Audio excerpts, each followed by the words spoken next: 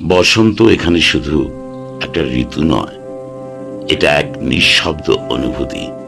পলাশের আগুন রঙা পাপড়ি, হলুদ পোশাকে মিশে যায় মানুষের স্বপ্ন। মৃদু বাতাসে ভেসে আসে নতুন করে বাঁচার ডাক। শান্তিনিকেতনে বসন্তকে শুধু চোখে দেখা হয় না, এখানে বসন্তকে মন দিয়ে অনুভব করা হয়।